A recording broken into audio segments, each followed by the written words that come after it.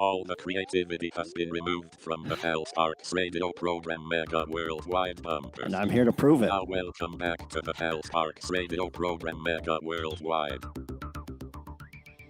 Go for it, Johnny Million. That's pretty loud. Got my crazy bright lime green something or other. I do have a YouTube channel. He does.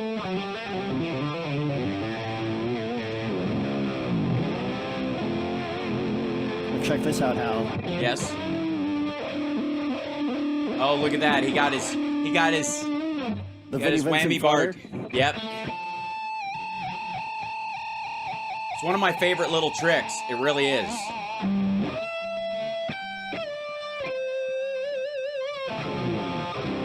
So come, there's so much more. There is. So check out his Twitch channel.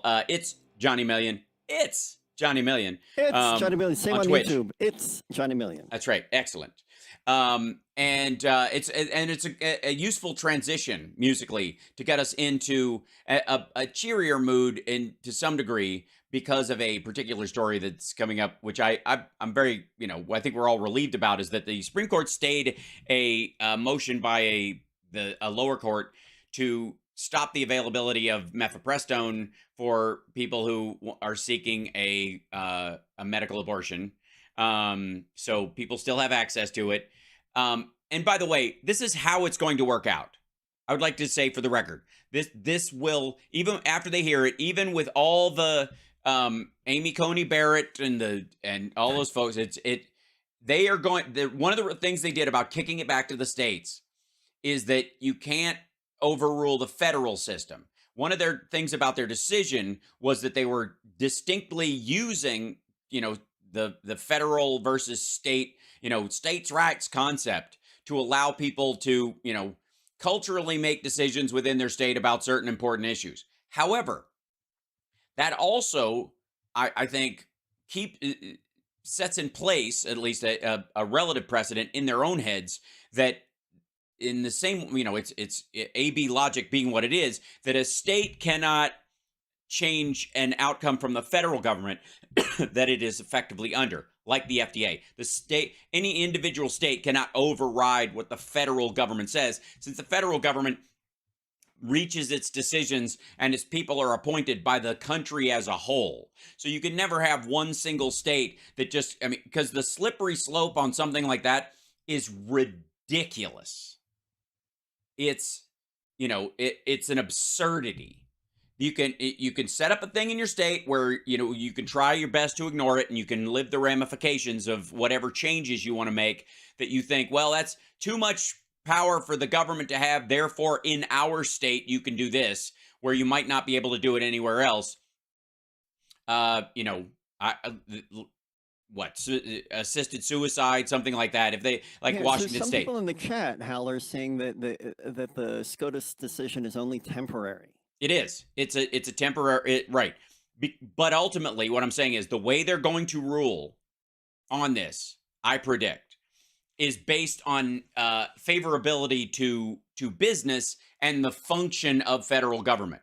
Because if they offer up a situation, if they create a precedent themselves, if the SCOTUS creates a precedent where any particular state can override a federal program for the rest of the states without due representation across the rest of the country, you're basically creating a setup where we have taxation without representation, because Texas gets to call the shots for the rest of us, and that's never going to fly. They're going to find another way around it. But you know what? I think Florida, they've got a real knack for where the country's heading. Do you think so? Yeah, I think we're all going to go, essentially where just being is illegal and dressing as the opposite sex is punishable by death. By a simple majority. Well, yeah, but these are people who smoke meth while trying to mouth sex an alligator. So I think ultimately, by the time you get to things that are going to wipe you out in Florida, it's way down on the list. It's like number 65. It's like Australia. Yeah, exactly. Right. LM just hit us with a crazy generous super chat. And oh my LM's goodness. Profile picture is a stunned white cat. So I'm already a fan. We already care about them. Thank you, LM. Oh my gosh. Bless you. And we got 1,300 people in the chat in just Yeah. YouTube alone. And LM's last name, NOP. Sure, absolutely. We're down with NOP. So Yeah, you know me. right. So the and by the way, a lot of what interestingly enough is going on in Florida is the act of Ron DeSantis trying to out Trump Trump. And he's not running for president, not No. yet, because Not yet. Not yet. So now And he's just on a book tour, right. And letting his whole oh, state yeah. flood. Hey, if it worked for Rick Santorum, whatever you do, don't Google it. But the Oh boy. yeah. So that stay, yes, it's temporary, but the slippery slope aspect of it, of a single state being able to define for everyone else that and setting what could be a national standard by overriding it for everyone else is the issue, and because we all use the mail system, they're trying to do this thing where you can't mail something into the state individually that you can mail into other states and I thought you as a meant whole. MALE, the mail system. No. Well, I guess that qualifies. Although, quite frankly, a huge moving force in the anti-choice movement is these relatively well-to-do, bordering on senior citizen ladies that we see at all these events. They are the screaming driving force behind this element of it. And we know that in many ways they're the bigger motivators in some cases, because the men that support it have themselves paid for abortions, like Trump and multiple members. It's so distressing. It's the absolute epitome of I've got mine, so never mind about you. It's decisions that don't matter to them anymore. Right. So they'll make the decisions for everybody else just based on how they feel about or what they regret earlier in their life or anything. Right. Well, and it also means the, I guess it wouldn't stop them from saying nanny state all the time, because that's effectively what we're talking about. Yeah, I used to call my grandmother nanny. Did you? All right. Yeah, then she died. No, oh, right. I thought you just meant as part of like nanny, but like you made, never mind. So the point I'm trying to make is that this system is not going to work. They are just trying to find weak points to eliminate the ability for women to have an abortion in the United States by any means necessary. So they are going to, short of, simply, I guess, wiping them all out,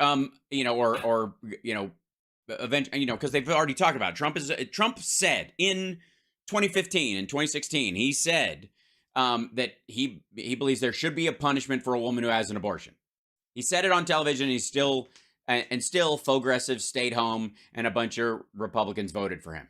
And he put in Amy Coney Barrett, and he put in Kavanaugh for this job. Now, they're not going to take the bait on all of them. They're not. Don't think for a second that because they put a stay on this, that a temporary hold on it, and that they're going to rule that it doesn't work and it won't be valuable because of the amount of business it would destroy in the country. They're going to wait for another bite at the apple. Just saying. And there's just so much stuff going on, and I'm going to I don't even have time for all the stories. There, a couple of things. Okay. A couple of white supremacists, by the way, got busted this week, got arrested. I love that for them. What'd they do? They were planning on attacking power grids. There was a whole big, remember that stuff? The weird sort of QAnon-esque, and one of them, let's see, it was Christopher Cook of Ohio and Jonathan Frost of Texas and Indiana. He moves around a lot. He was couch surfing.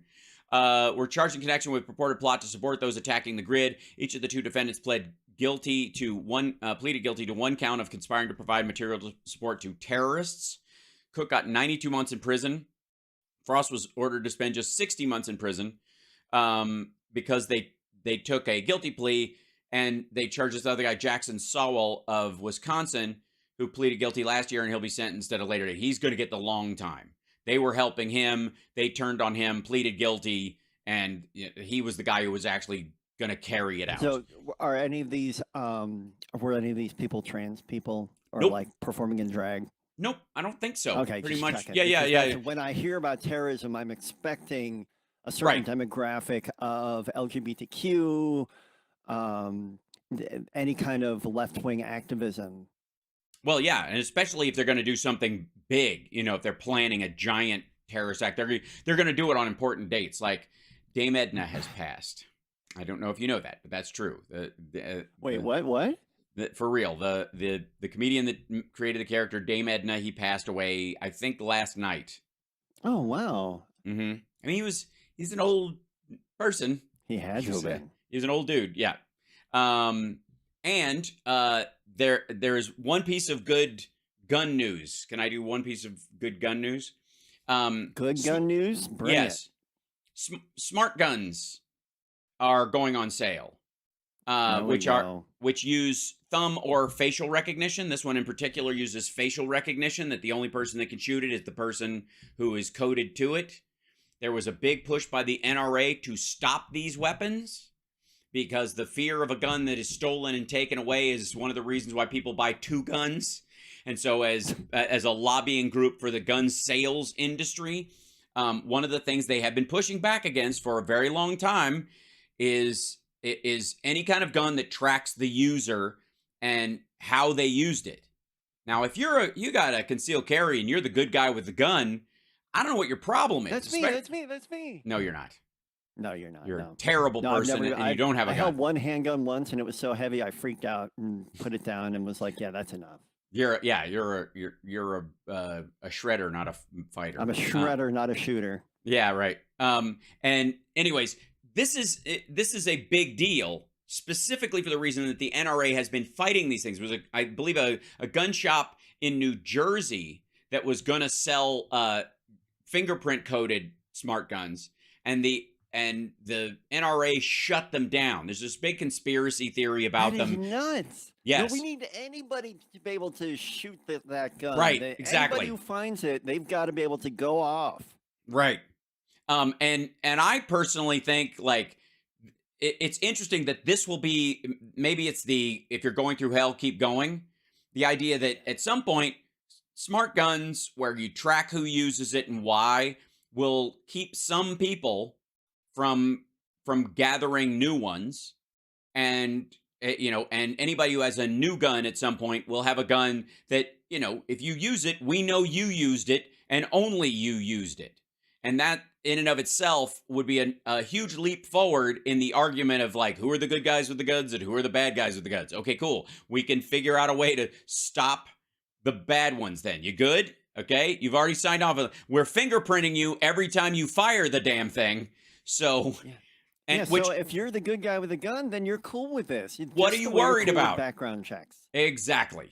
And the idea is that they believe that the government will have like a satellite that will shut off all the smart guns and they won't be able to fire right when the UN shock troops come. I got news for you, buddy. They don't need that kind of stuff. They have microwave rays they can point at a crowd and melt everybody's innards. Nobody, if it comes that way, it's not going to look like, oh my, what the heck? Like a broken flashlight in a horror film. It's going to be way bigger and way more permanent. And again, why would you bother? Why? Why bother? Why bother? Anyways, we'll be back right after this. It's the House Parts Radio program, Mega Worldwide. Smarter than a smart guy.